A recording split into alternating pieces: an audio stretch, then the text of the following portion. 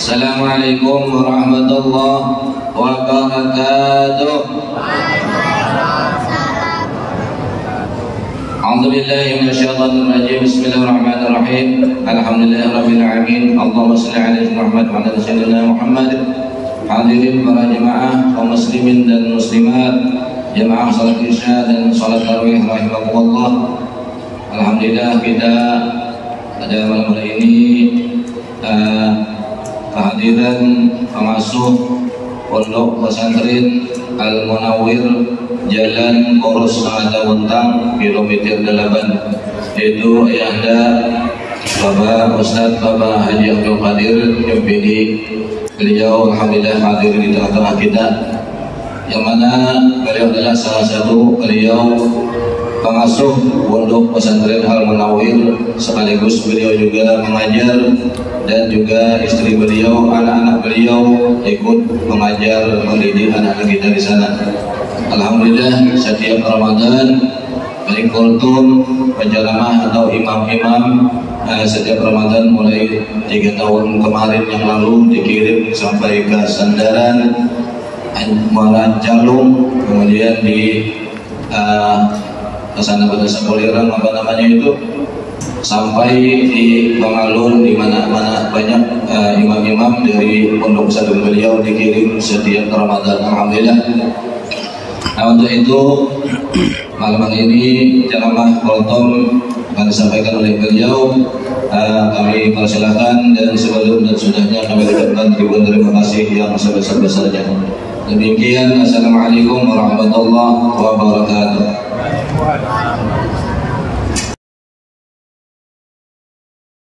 Bismillahirrahmanirrahim.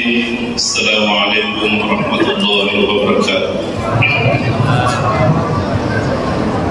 Innal hamdalillah, salatu wassalamu ala Rasulillah wa ala alihi wa sahbihi ajma'in, amma ba'd. Subhanaka la ilma lana illa ma 'allamtana innaka antal alimul hakim. Subhanaka la fahma lana illa ma fahamtana innaka antal jawadul karim. Rabbi shrah li sadri wa yassir li amri wahlul 'uqdatam min lisani yafqahu qawli. Hadirin hadirat sidang jamaah salat sunat tarawih yang dimuliakan Allah Subhanahu wa taala. Seorang ulama besar yang bernama Abdullah bin Mubarak, atau biasa disingkat menjadi Ibnu Mubarak. Sebelum kita mengenal dulu siapa itu Abdullah bin Mubarak, lebih dulu kita akan mengetahui siapa itu bapaknya yang namanya Mubarak. Jadi Mubarak ini dulunya seorang hamba sahaya atau seorang budak, yang mana oleh majikannya diberikan tugas untuk menjaga sebuah kebun. Kebun yang dijaga itu di dalamnya yaitu banyak pohon delima. Ketika tuannya datang, majikannya datang, dia mengatakan, wahai Mubarak, saya mau makan buah delima, berikan saya buah delima. Maka datanglah Mubarak memberikan delima kepadanya. Tetapi setelah dia buka buah delima itu, alangkah kecewanya. Kenapa? Karena buahnya masam, tidak manis. Maka kedua kalinya mengatakan, ambilkan yang lain. Setelah diambilkan yang kedua, rupanya sama masamnya. Yang ketiga kalinya, majikannya mengatakan, tolong ambilkan yang lain lagi. Nah, setelah diambilkan ternyata semua sama. Nah, majikannya ini atau tuannya mulai naik pitam, marah, emosi. Kenapa kamu selalu memberikan saya buah delima yang masam? Kenapa kamu tidak berikan saya buah delima yang manis? Kata Mubarak ini, wahai tuanku, wahai majikan, saya tidak tahu, tidak bisa membedakan mana yang manis, mana yang masam. Loh, bertahun-tahun, kata tuannya, kamu menjaga kebun saya, masa kamu tidak pernah cicipin? Masa kamu tidak pernah coba? Hampir puluhan tahun. Kata Mubarak, demi Allah wahai Tuhan, saya disuruh untuk menjaga, bukan untuk mencicipi atau mencoba. Nah di sini tuannya mulai kagum luar biasa. Hamba saya ini ternyata dilihatlah bahwa hamba saya ini ada suatu kejujuran yang sangat luar biasa yang jarang dimiliki oleh orang lain. Maka dari itu Mubarak mengatakan, wahai saudaraku, ya, ada putri saya belum kawin. Kalau dulu orang jahiliyah yang menikahkan putrinya, yaitu harus memilih orang bangsawan, itu di masa jahiliyah. Kalau orang Yahudi menikahkan putrinya dengan orang yang kaya raya, dan orang Nasrani atau Kristen dulu menikahkan putrinya dengan putra atau lelaki yang tampan. Tetapi saatnya sekarang orang Islam akan menikahkan putrinya dengan orang yang punya agama. Maka dari itu wahai Mubarak, nikahi putri saya. Walhasil hadirin rahimahullah, tahun demi tahun maka lahirlah ya Abdullah bin Mubarak. Pendek kisah hadirin rahimahullah, ya. Ini Abdullah bin Mubarak lahir pada tahun 118 dan meninggal pada tahun 181 Hijriah. Ya. Beliau adalah seorang ahli hadis, seorang ahli fikih, dan begitu juga dengan yang lainnya. Suatu hari dia mau melaksanakan haji.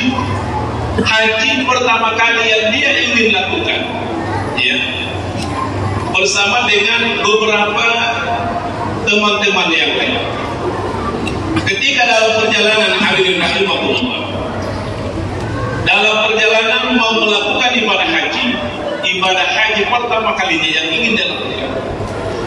Dalam perjalanannya dia melewati seorang ibu, yang mana ibu ini di tempat sampah sedang mengambil ayam bangkai, sedang dicabut-cabut bulunya. Oleh Abdullah bin Mubarak, seorang ulama besar, mengatakan, wahai ibu, itu adalah bangkai.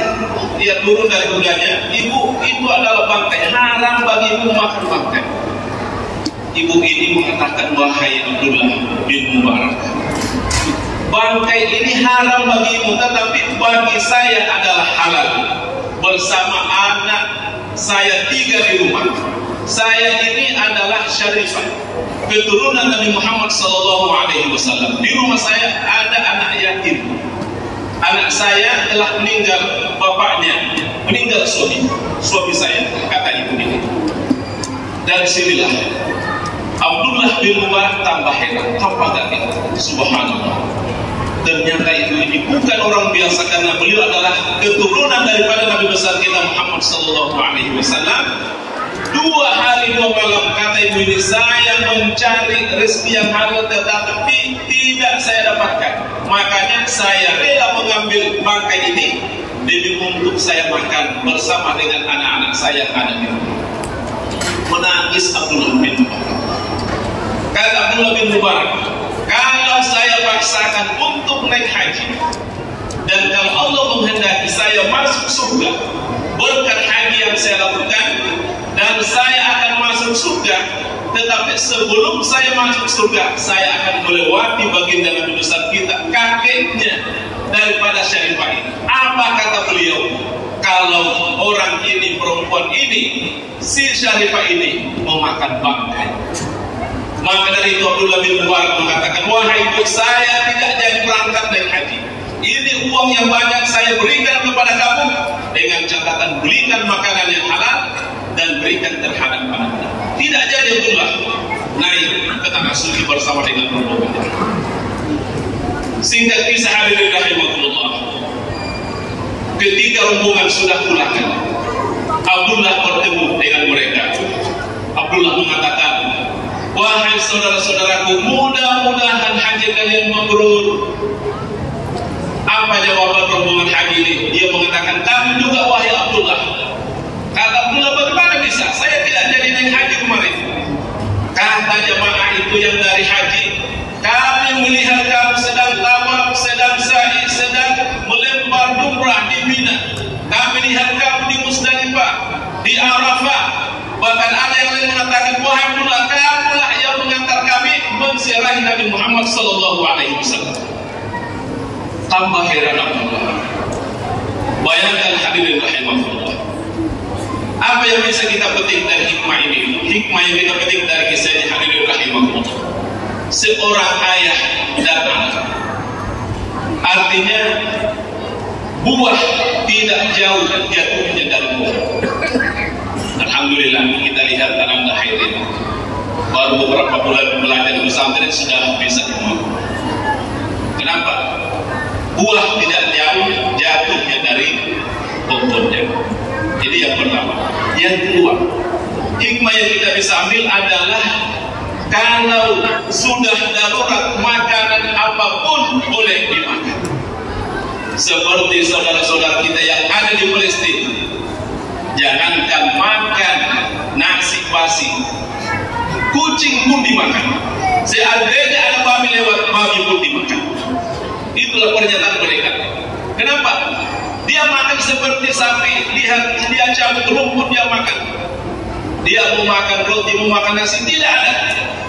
Seandainya saja di penjara sebesar itu, tetapi di penjara sambil dibom tiap hari oleh Israel.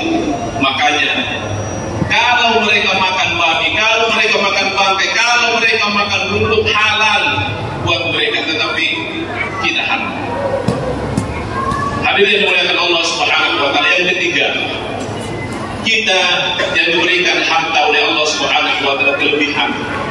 Hati-hati dengan harta tersebut. Jangan sampai ada tetangga kanan kiri kita yang melarat, yang tidak bisa makan, tetapi kita diberikan kelebihan, tidak memperhatikan mereka. Maka jangan heran kalau nantinya di hari kiamat mereka menggenggam tangan kita, memegang tangan kita menghadap kepada Allah Subhanahu wa taala. Ya Allah, inilah dulu tetangga saya tidak pernah memperhatikan saya. Ada anak saya melarang, saya miskin, tetapi dia tidak memperhatikan saya. Maka boleh saja kita mau masuk surga ditarik oleh orang tersebut, oleh orang-orang yang ada di sekeliling kita, tetapi kita tidak pernah memperhatikan waktu kita bertetangga di dunia. Inilah mudah-mudahan apa yang kami sampaikan memberikan manfaat terhadap kita semua. Billahi taufiq wal hidayah. Wassalamualaikum warahmatullahi wabarakatuh.